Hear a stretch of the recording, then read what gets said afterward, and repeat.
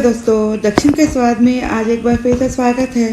तो आज मैं आपको एक बहुत ही टेस्टी वैरायटी रसम आइटम बताऊंगी जो मैसूर रसम के नाम से फेमस है। पर मैसूर तो नहीं है, अभी रसम है हमारे पास। हम इसे डिनर में या लंच में बना सकते हैं।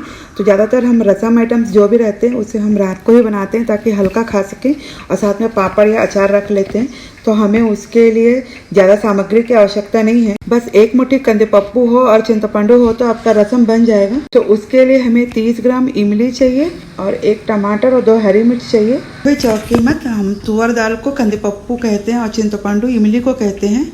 तो हमें मैसूर रसम बनाने के लिए 1/3 कप तुअर की दाल चाहिए, अरहर की दाल।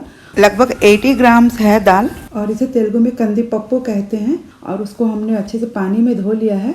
धोने के बाद मैं उसमें आधा लीटर पानी डाल के 1/2 लीटर पानी से मैं उसको उबालने के लिए कुकर में चढ़ा दी हूँ। देखिए मैंने कुकर चढ़ा लिया है। हाँ तो दोस्तों, कुकर हम 3 विजिल आने तक के रखा है मैंने। कभी कभी अगर दाल नहीं गलती तो आप 4 विजिल तक के आने दे सकते हैं, क्योंकि हमारी दाल एकदम नरम गल जाना चाहिए। इसलिए विजिल आने के बाद कुकर बंद कर लिया है और कुकर ठंडा होते तक के हम मसाला बना लेते हैं। हाँ दोस्तों, मैंने 1 टेबलस्पून धनिया लिया है, साबुत लिया है, जिसे कोरिएंडर कहते हैं, तेलुगु में धनियालू कहते हैं। और मैंने 2 छोटे टीस्पून मैंने काली मिर्च लिए हैं, जिसे हम ब्लैक पेपर या मिरियालो कहते हैं। और मैंने 1 टीस्पून जीरा लिया है। मैंने सभी को होल ग्रेन्स ही लिए, होल मसाला ही लिए, जैसे यानी साबुत मसाले लिए हैं। इन्हें हम हल्का सा खुशबू आते तक के भुनेंगे। तो मैंने उसमें 1 पाव टीस्पून थोड़ा सा घी डाल के मैंने उसे रोस्ट कर लिया है। और हमने आंच धीमा ही रखा है मसाला भूनते समय। और देखिए हमारा मसाला भुन गया, मैंने गैस बंद कर लिया है। और उसके बाद हम कुकर को देखेंगे, उसका पूरा प्रेशर बाहर आ गया। देखिए हमारा दाल बन गया। कहीं कहीं एक आध दाने बच गए तो मैं उसे दाल घोटनी से अच्छे से घोट लूँगी ताकि एकदम महीन बन जाए। दाल घोटने के बाद एक बार मसाले देख लेते ठंडे हो गए हैं कि नहीं। हाँ, मसाले ठंडे हो गए हैं। तो देखिए मैंने हाथ से छू के देख लिया है, ठंडा हो गया है। तो इसको हम पाउडर बना लेंगे। तो मैं इसको तुरंत एक छोटे से ओखली में लेके, मैं इसको आज मिक्सी में ग्राइंड नहीं कर रही हूँ। इतना थोड़ा सा मिक्सी के जार में ग्राइंड भी नहीं होता है, तो इसलिए मैं इसको आज बाहर ही बनाऊंगी। तो उसको मैं छोटे सा अपना मसालेदानी में उसको मैं मसाला बना लूँगी। किचन टॉवल को हम ऐसा फोल्ड करके डाल देने से हमारा काउंटर टॉप ख़राब नहीं होगा। हाँ दोस्तों, आज का जो मैंने कहा था ना कि मैं आज आपको एक टिप बताऊंगी, तो वो ये है कि जब भी हम गैस काउंटर के ऊपर ऐसे अगर कोई मसालेदानी में मसाला बनाते हैं ना, काउंटर रहता है उसके ऊपर, तो क्या होता है वो गैस का काउंटर का जो फर्श है वो ख़राब हो जाता है और बहुत आवाज़ भी आता है। तो हम ऐसे अगर कपड़ा बिछा के डालते हैं ना, तो एक तो आवाज़ कम आएगा और ये उखली सरकेगी नहीं, और हमारा फर्श भी ख़राब नहीं होगा और वहाँ लाइन्स नहीं आएंगे। तो इसलिए, और इस मसाले को मैंने एकदम दरदरा पीसा है, कोई महीन नहीं पीसा है। हमें सिर्फ उसका जो फ्लेवर है वो टूट के बाहर आना है। तो इसलिए मैंने मसाले को इतना दरदरा। और ये मसाला जो आज मैं दिखाई वो सिंगल यूज़ के लिए, एक बार के लिए हो जाएगा। तो दोस्तों मैंने 30 ग्राम इमली को गर्म पानी में भिगो लिया था। मैं उसका वीडियो दिखाने के लिए नहीं था मेरे पास, यानी मैं भूल गई थी निकालना। लगभग 6-7 लोगों को पूर जाएगा ये रसम जो आज मैं दिखा रही हूँ। तो उस इमली को मैंने 2-3 बार पानी में अच्छे से मसल के उसका पूरा मैंने पल्प निकाल लिया है। और मैं उसको देखिए मैं अपने दाल में अभी मिक्स कर लूँगी। तो मैंने देखिए दाल में पूरा अपना जो पल्प था मैंने उसको एकदम गाढ़ा निकाला है। तो उसके बाद मैं दोबारा निकाल के फिर डालूंगी। तो इस तरह से मैंने 2 बार डाला है। हमने जो इमली का पल्प डाल दिया है उसके बाद हमें और पानी की ज़रूरत पड़ती है, क्योंकि ये रसम बहुत पतला बनता है। तो मैंने ऊपर से 1.5 से 2 लीटर पानी लगा है, मैंने डाला है। और ये उबलने के बाद थोड़ा सा कम हो जाता है। और मैंने एक टमाटर को काट के 4 टुकड़ों में और 2 मिर्चियों को काटा है और उसे मैंने डायरेक्ट रसम में डाल लिया है। और उसके बाद हम स्वाद के अनुसार थोड़ा सा नमक डालेंगे।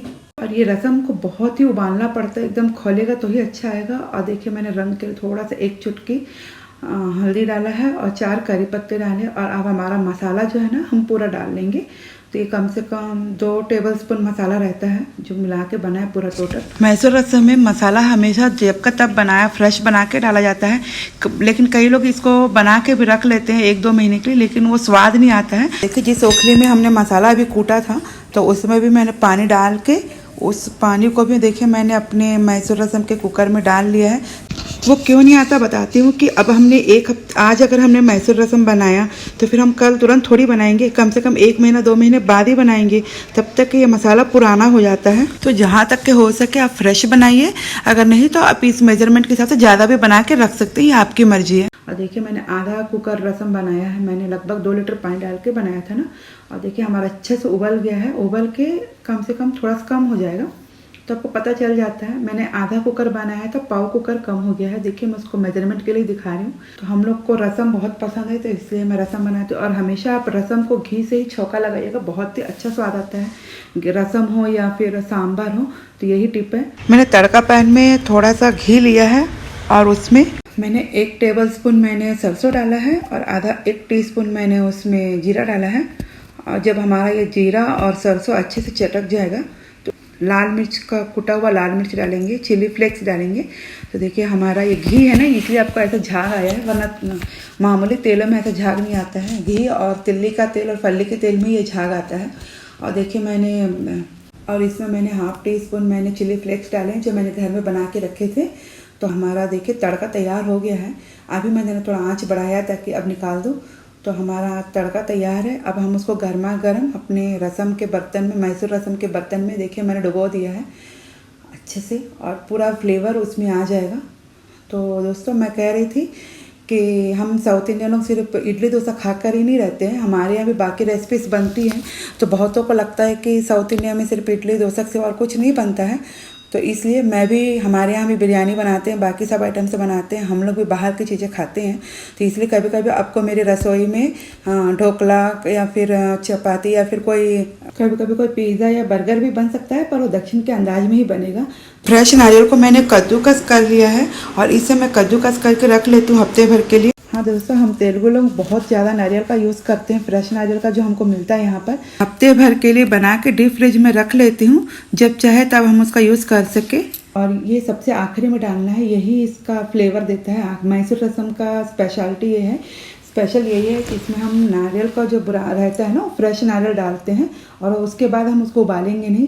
तो देखिए दोस्तों, हमारा गर्मा गर्म मैसूर रसम तैयार है। तो आप इसको किसी के साथ भी खा सकते हैं या तो इसे सूप की तरह पी भी सकते हैं। आजकल तो हर चीज़ लेंटिल सूप्स करके पिया जाता है, मैंने देखा है यूएस में, तो वहाँ ऐसे ही रहता है और उसको लेंटिल सूप करके दिया जाता है। तो क्यों, इसलिए तो मेरे दक्षिण के स्वाद में आपको बाहर की रेसिपीज़ भी अपने अंदाज में मिलेंगी। तो मुझे भी शौक़ है नए नए रेसिपीज़ को देखने की और बनाने की, तो मैं बनाती हूँ। अगर वो अच्छा रहेगा तो ही मैं आपको दिखाऊँगी। तो इसलिए मैंने आपको कॉर्न चाय बना के दी थी, क्योंकि मैंने बना के पिया और मुझे अच्छा लगा तो दिया। तो दोस्तों देखिए हमारा रसम तैयार है, आप उसका स्वाद लीजिए। ये चावल के साथ, गर्मा गर्म चावल के साथ भी अच्छी लगती है, और या तो आप रोटी खाते हैं वो रोटी के साथ खा सकते हैं। मैसूर रसम बनाई है और देखिए एकदम परफेक्ट है, मैंने चख लिया है। नमक और खट्टापन सब बराबर है और नारियल का जो फ्रेशनेस है वो भी आ रहा है मुंह में जब मैंने सिप किया था तो। और साथ में काली मिर्च और धनिया और जीरे का फ्लेवर भी आ रहा है। और अगर आपको ये रसम पसंद आई हो तो मेरे चैनल को लाइक शेयर सब्सक्राइब जरूर करिएगा। धन्यवाद।